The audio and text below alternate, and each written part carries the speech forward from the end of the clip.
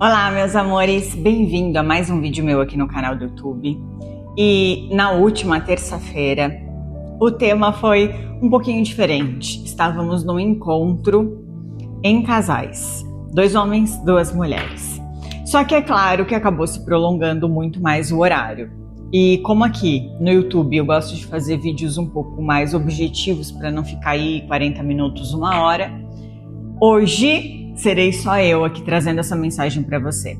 Se você é casado ou casada, se você pretende ter um relacionamento, por favor, fique até o final desse vídeo, porque a palavra de hoje está muito importante e vai fazer toda a diferença na sua vida.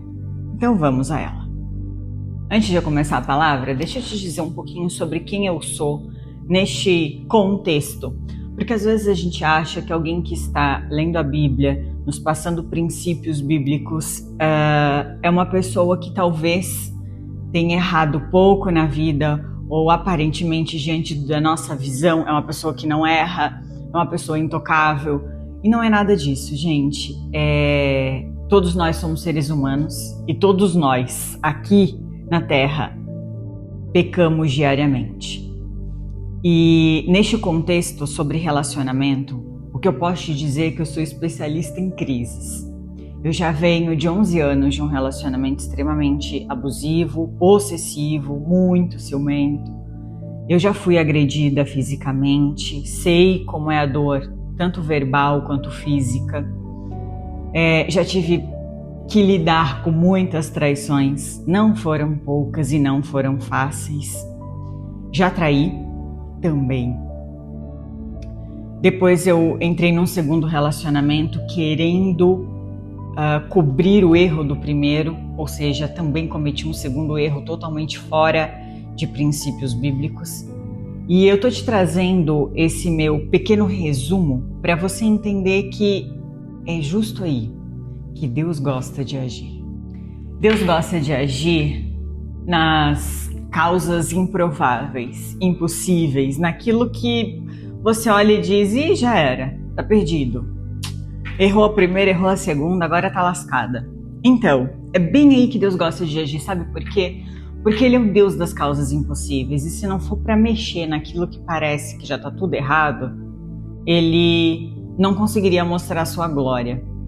Então, eu tô te trazendo esse contexto humano aqui para a palavra que a gente vai entrar, porque eu e você somos seres humanos e eu e você só aprendemos de uma forma, na dor. Infelizmente é isso. Se você fizer uma retrospectiva da sua vida, você consegue colocar nos dedos os momentos de felicidade. Agora, você consegue colocar num livro tudo de ruim que ocasiona na sua vida. Só que certas dores são realmente inevitáveis.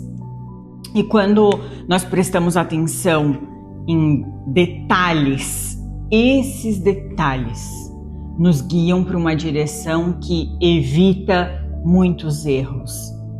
E é sobre isso que a gente vai começar a falar hoje. Pega caneta e papel aí, porque é muito importante você anotar esses tópicos que eu vou te trazer, que é bom que você fique atento antes de você formar uma família. Se você está pensando em formar uma família, em conhecer alguém para dividir anos da sua história, preste atenção a esses pontos que eu vou te levantar agora. Primeiro, se os defeitos, as falhas dessa pessoa te ofendem.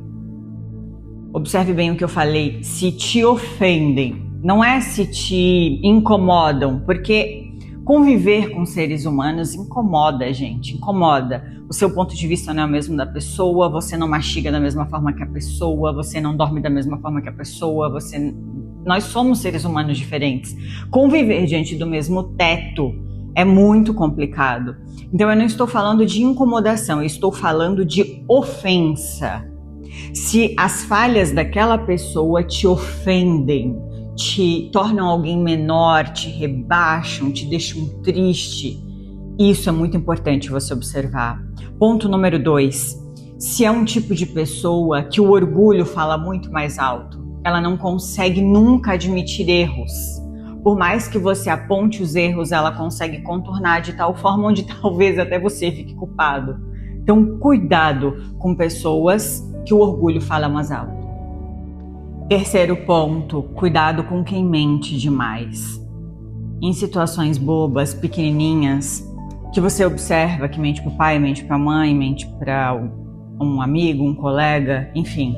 Mentiras bobas, fáceis, pessoa que não consegue ser honesta em pequenas coisas. Quarto ponto, se acovarde diante de grandes decisões. A gente só consegue testar o caráter de uma pessoa quando ela está naquele momento de precisa sair de cima do muro. E agora? Eu falo que é isso, eu defendo, ou eu caio fora e faço de conta que eu nunca participei dessa situação. Cuidado com pessoas que são covardes. Raramente elas vão conseguir assumir aquilo que você está precisando para sua vida. Se fala mal de você pelas costas. Gente, isso é muito importante. A pessoa que você está começando a conhecer, se ela já fala de você para outras pessoas, você imagina quando realmente você tiver anos junto com ela, ela descobrir todos os seus podres. Se usa apelidos agressivos quando se refere à sua pessoa e principalmente se ri dos seus sonhos. Sabe quando você é muito sonhador e você chega pra pessoa e diz, daqui 10 anos eu vou estar lá em Nova York passando o meu Natal, e a outra pessoa ri e diz, que? Você, Nova York? Volta pra terra. Cuidado. É muito mais fácil alguém que está do seu lado conseguir te destruir do que um estranho, com toda certeza, porque a pessoa conhece todas as suas falhas. Então, foque sempre no caráter da pessoa que você escolhe para ficar ao seu lado. Caráter é a única coisa que nunca muda. Nunca. A gente consegue tornar um ser humano mais bondoso, mais amoroso, mais paciente. Ou a experiência e os anos vão lapidando os seres humanos, mas o caráter não muda. Mas, como eu imagino que 90% das pessoas que estão assistindo esse vídeo já estão casados, ou seja, já passaram pela etapa de conseguir observar esses pontos e escolher quem está do seu lado, então agora nós vamos conseguir falar sobre os pontos que mexem para quem já tá com a bucha na mão. É isso aí. Quando eu comecei a preparar essa palavra para trazer para vocês, de verdade, eu devo ter levantado aí uns 20 temas que eu poderia falar, tanto para homens quanto para mulheres. Mas para tornar o assunto um pouco mais curto, eu separei dois tópicos. Um ponto extremamente focado na atitude da mulher e um ponto extremamente focado na atitude do homem, que eu concordo como sendo algo que entristece qualquer relacionamento. Homens, vou começar com vocês. O homem que não assume postura de homem no relacionamento. Gente, acreditem, tem muito homem que não consegue nem definir em que restaurante vai levar a sua esposa para comer. Homens, entendam uma coisa de uma vez por todas. Eu sou mulher, então pega a dica aí de uma mulher para um homem. Uma criança, quando os seres humanos ao redor fazem muito à vontade dela, ela se torna uma criança chata, birrenta, uma criança reclamona, né? Que tudo tem que ser do jeito dela. Porque ela foi acostumada por todas as pessoas que estão em volta dela, que todos fazem sempre à vontade dela. Com a sua mulher é a mesma coisa. É igualzinho. Toda vez que você reclama de uma mulher chata, reclamona, birrenta, observe como é o seu tratamento para ela. Às vezes, bajular excessivamente, mimar demais, grudar demais, querer agradar demais, estraga a mulher que você tem do seu lado. Então, muitas vezes você está alimentando essa mulher chata que você reclama. Entenda que o relacionamento ele é feito por duas pessoas. Se um lado não exerce a sua função, se um lado deixa a desejar, como o homem ter atitude de homem, o outro lado vai ficando extremamente sobrecarregado. Tudo fica sobre ele. Aí, Se o outro lado estiver sobrecarregado, o desequilíbrio acontece automaticamente. Pensa bem, observe o lado de quem está sobrecarregado, no caso da mulher. A mulher tem que cuidar dos filhos, limpar a casa, cuidar da empresa, se for uma empresária, dos cachorros, administrar pessoas, funcionários, lavar as suas roupas, guardar, passar, cuidar dela. Porque homem gosta de mulher cheirosinha e limpinha, nós também. E ainda precisa te avisar que tem que trocar os pneus do carro, o óleo, que tem que pagar o IPTU, IPVA, que tem que escolher um lugar para vocês irem, que você tem que tomar banho, que tem que escovar os dentes, que você tá com bafo. É isso mesmo? Tudo isso vai ficar por conta da mulher? Claro que ela vai se tornar uma chata. Óbvio que ela vai se tornar uma chata, porque você se comporta como filho, não como marido. Então o comportamento dela é como mãe, não como sua esposa.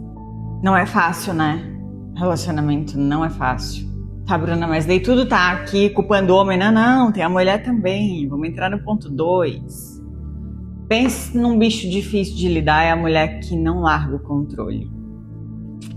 É difícil. É dificílimo. Falando aqui, ó, de mim mesmo. Dificílimo. Sabe o que tem me ajudado muito? A ir aprendendo devagarzinho, porque também não dá para ser rápido. Aí aprendendo devagarzinho a soltar um pouquinho o controle, nós mulheres que nos posicionamos como a mandante do relacionamento. O meu relacionamento com Deus é incrível, né? É incrível que até nisso Deus consegue nos ajudar. Olha como é fácil de a gente conseguir enxergar a nossa posição dentro do relacionamento quando a gente enxerga o nosso relacionamento com Deus. Porque a gente quer que Deus faça maravilhas nas nossas vidas, né? A gente quer que Deus haja conforme a Bíblia diz, que Ele é infinitamente capaz de fazer aquilo que nós não podemos nem imaginar. Então nós queremos que Deus haja dessa forma. No entanto, nós queremos grandes experiências com Ele, mas não deixamos Ele agir. A gente não dá espaço para Deus fazer. Quem diz que a gente recua? Quem diz que a gente nega facilmente nossos próprios desejos, nossas próprias vontades para entregar de bandeja para Deus e dizer, faça o Senhor? Quem diz? Ao mesmo tempo que a gente quer que Deus faça, a gente também não consegue recuar e negar nossas próprias vontades para que Ele assim o faça. Você quer ter um marido que resolva todas as coisas, mas cada coisa que tem que resolver você é que toma partido para fazer. Você se mete. Então, como o seu marido vai mostrar que ele poderia talvez ter capacidade de resolver se, na verdade, quando ele pensa em resolver, você já fez? É exatamente isso. Então, aqui, ó, já fica 2 dicas juntinho para você. Uma, deixa Deus ser Deus na sua vida. E deixa seu marido ser o seu marido. Recua. Recua nos 2 sentidos. Nenhum de nós aqui nos consideramos perfeitos. Eu acho, né? Acho que não tem ninguém aqui que não consiga. Só de acordar e sair na rua a gente já peca. Porque até em pensamento a gente peca. Nós somos pecadores 24 horas. É ou não é? Sabia que Deus te ama com todos os seus defeitos? Sabia que Ele te ama desse jeito aí, todo torto que você é? Sabia disso? E olha que incrível que eu vou te dizer. Sabia que Deus não quer te mudar? Sabia que Deus não muda a pessoa? Sabia que Deus transforma? Deus lapida a gente, nos tornando seres humanos melhores. Diante daquela capacidade que nós temos, Ele cria versões melhores.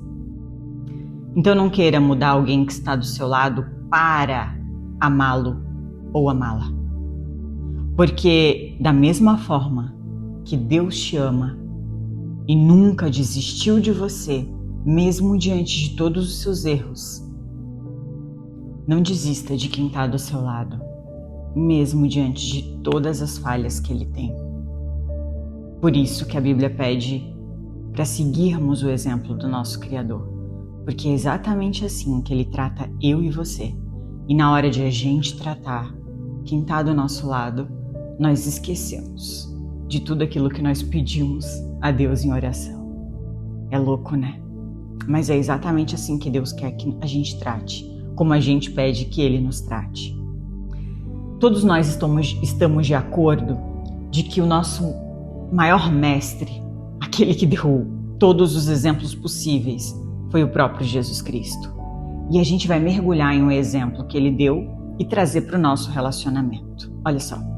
No Evangelho de Jesus, no livro de João, no capítulo 13, nós vamos ler o contexto aqui do 1 até o 17, mas eu vou ler devagar para que vocês possam compreender cada ensinamento que Jesus quis nos passar aqui. Do 1 ao 3 diz assim: Antes da festa da Páscoa, Jesus sabia que havia chegado a sua hora de deixar esse mundo e voltar para o Pai. Ele tinha amado os seus discípulos durante seu ministério na terra e os amou até o fim. Estava na hora do jantar e o diabo já havia instigado Judas, filho de Simão Iscariotes, a trair Jesus. Jesus sabia que o Pai lhe dera autoridade sobre todas as coisas e que viera de Deus e voltaria para Deus. Observem aqui no versículo 1 que Jesus sabia que chegou a sua hora. Jesus sabia que Deus estava chamando o Pai. Tem momentos na sua vida que Deus vai te chamar, mas Ele não vai te chamar para que você convença a Deus de fazer as suas vontades. Não. Ele vai te chamar para que você haja segundo a vontade dele, abrindo mão, negando os seus próprios desejos e prazeres.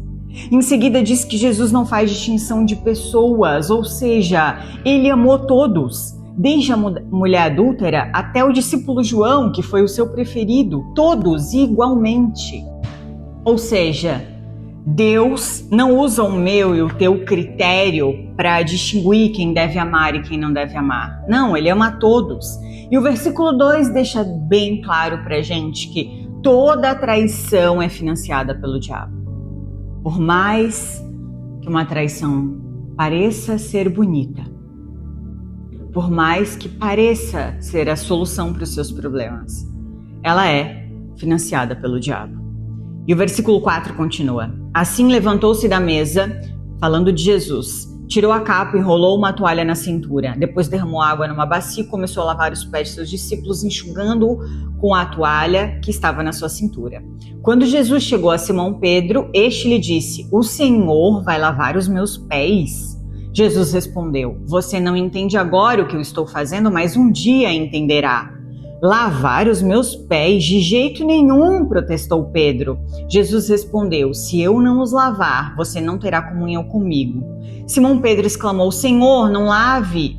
Então lave também as minhas mãos e a minha cabeça e não somente os pés. Pedro era 8,80, vocês viram aqui, né? Jesus então respondeu: A pessoa que tomou banho completo só precisa lavar os pés para ficar totalmente limpa.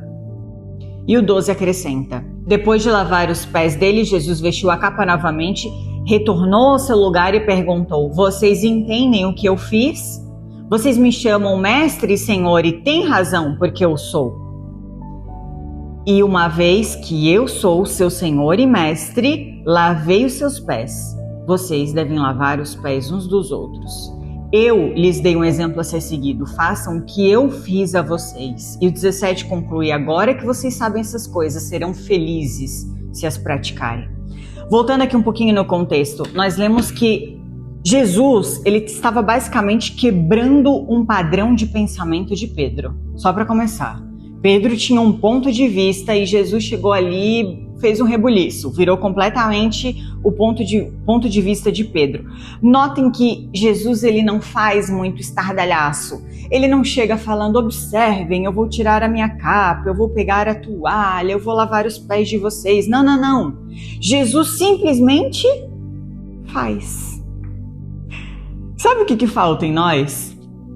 Mais atitudes, menos palavras. Mais soluções nos nossos relacionamentos, menos reclamações. Sobre o que Pedro fala, que eu já vou citar mais aqui na frente, mas vejam o 15 e o 17, olha bem. Jesus disse: Eu, o mestre, o Senhor, lhes dei um exemplo a ser seguido, façam vocês o mesmo. Sabe o que aconteceu? Jesus se levantou e desceu. Como mestre, ele desceu, ele serviu. Sabe o que falta muito nos casamentos de hoje em dia? Exatamente isso. Falta a gente descer mais. Falta a gente pegar a toalha, lavar os pés, ao invés de dar de dedos, achando que nós sempre temos razão em tudo. Eu falo isso tanto para feministas quanto para machistas. Eu não estou aqui defendendo nem a parte da mulher, nem a parte do homem. Na minha leitura, no meu estudo da Bíblia pessoal, eu trago temas mensais, semanais, em que eu estudo a respeito. Mas eu também tenho o meu estudo bíblico, a minha leitura. E na minha leitura, eu estava estudando sobre a ressurreição de Cristo. Sabe qual foi a primeira coisa que Jesus fez quando ressuscitou? Ele apareceu para uma mulher, Maria. E é por isso que eu amo Jesus. Porque ele é especialista em quebrar protocolos e surpreender pessoas. A gente é tão bobo, nós perdemos tanto tempo da nossa vida achando ou procurando uma explicação de como se Jesus tivesse vindo à Terra para fechar contrato com, sei lá, evangélicos, católicos, testemunhas de Jeová, muçulmanas, seja lá qual for a religião ou seita. Não foi para isso que Jesus veio. Não foi. Basta estudar a Bíblia para entender claramente que ele veio aqui para ensinar pessoas e transformar a vida delas. Indiferente de classe social, gênero, religião, ou seja lá o que for. É Jesus a fonte de tudo. É Ele quem tudo transforma. Eu e você estamos aqui fazendo papel de idiotas, tentando mudar pessoas para nos relacionarmos com elas, sendo que nem o próprio Jesus faz distinção de pessoas. O único quem transforma é Deus. Eu e você não temos capacidade de nada e ainda vamos nos estressar se tentarmos fazer aquilo que não somos capazes de fazer. Jesus foi mestre em nos dar grandes exemplos, exatamente porque ele sabia que a nossa natureza já é involuntariamente fácil para nos levar para esse conceito de julgar demais o outro. Já está em nós, já está impregnado, por isso que ele deu exemplos para que a gente conseguisse nos observar através dos ensinamentos dele e modificarmos as nossas atitudes. A Bíblia fala em Provérbios, no capítulo 18, versículo 21, que a língua tem o poder de vida e de morte. Bom, acho que o rei Salomão já falou isso porque ele sabia realmente o quanto era importante. Obedecermos o princípio da honra é muito mais importante do que você imagina. Lembram-se de Mical, uma das esposas do rei Davi que o desonrou? Ela ficou estéril. Esse foi o retorno da desonra dela. O reino de Deus, ele é completamente o contrário de tudo que eu e você achamos. Entendam isso. Os planos de Deus são opostos dos planos de um ser humano. Por isso que é difícil de a gente conseguir entender tão profundamente a Bíblia. Mas Deus é especialista em nos ensinar. Talvez Deus já tenha te chamado para viver algo extraordinário na sua vida. Talvez você tenha dito, agora chegou a minha vez. É isso aí, eu estava esperando por esse chamado, agora tudo vai mudar e eu vou viver as coisas maravilhosas na abundância de Deus, na paz, na prosperidade. Daí, Deus chegou para você e disse, vem cá, meu filho, antes da gente começar esse novo trajeto que eu estou trazendo para sua vida, pega aqui, ó, pega a toalha, pega o balde e vamos começar pedindo perdão por todos os erros que você fez e começar a ajudar as pessoas primeiro, começar a olhar os seres humanos à sua volta primeiro e a contribuir para a vida deles. Daí, quando Deus te pediu isso, tu picou a mula, tu vazou, né? Porque a gente é assim. porque a gente é muito imediatista, porque a gente quer as coisas solucionadas e é por isso que é tão difícil da gente conseguir lidar com seres humanos e é por isso que a gente pede tanto perdão para Deus. Entendeu? Quando Pedro, ele disse ali no contexto que a gente leu, observem que ele falou assim, ó, não, Senhor, tu não é digno de lavar meu pé. Imagina, não combina contigo, tu é o nosso mestre. Sabe o que isso quer dizer? Jesus é bom, né? Ele quis ensinar com isso que toda humilhação precede uma honra. Sabe por que Deus dá honra? Porque quando tu a recebe de Deus, ela já não faz mais sentido algum para ti. Olha que louco isso. Deus, ele só nos dá as coisas quando elas já não são mais importantes na nossa vida. Confuso? Por que será que Deus faz isso? Muito simples. Porque Deus tem que ser a coisa mais importante da sua vida. Ele tem que vir primeiro. Ele tem que ser o top dos top na sua vida. A vontade dele, o que ele quer, não é o teu desejo, não é o que você quer, não é o que você pensa que é melhor para você, é o que ele quer. E ele tem que vir acima de tudo. Teu relacionamento, teus filhos, tuas escolhas, teu trabalho, tuas finanças, tuas preocupações, tua saúde, ele tem que vir acima de tudo. Quando você entender isso, quando você entender que antes de você casar com a sua mulher, que antes de você casar com o seu esposo, que antes de você escolher alguém para dividir as coisas, você precisa se casar com Deus, ter um relacionamento com Deus. Quando você entender isso, ele vai te entregar tudo aquilo que já não é mais prioridade. Daí ele te entrega o marido ideal, a esposa ideal, os filhos maravilhosos, a vida estável, a família feliz, a vida financeira controlada, em ordem. Quando você entrega tudo nas mãos de Deus, abre mão daquilo que você quer, abre mão dos seus desejos, das suas vontades, recua e deixa Deus dominar tudo e ser prioridade na sua vida. É neste momento que Ele te traz todo o restante numa bandeja que você achava que faltava, mas quando Ele se tornou prioridade, já não falta mais. Espero que de alguma forma o Espírito Santo tenha falado com você e tenha feito você entender que está na hora de viver uma vida diferente. E que essa vida diferente pode começar não desistindo do seu casamento. Uma semana de paz e prosperidade a todos vocês. Que Deus abençoe a todos. E até semana que vem. Domingo, neste mesmo canal, às 10 horas da manhã, com mais uma palavra maravilhosa.